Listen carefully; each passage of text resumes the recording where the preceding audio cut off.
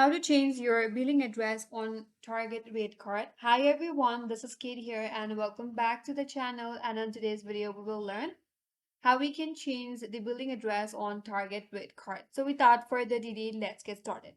So for that, first of all, you have to visit this my Target circlecard.target.com, and once you are here, you'll be taken into login page. Now you have to log in to manage your REDcard account. So once you're signed in, hit or navigate to the section like profile, settings, or personal information. Under that, you could locate your billing address, which can be combined with your receiving address.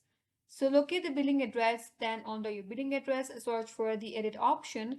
Then you could edit your address fields, entering your new billing address. Once done, you have to confirm and save your changes. You also might be asked to re-enter your rate card information during the update, so make sure to provide all of the information. And that's it.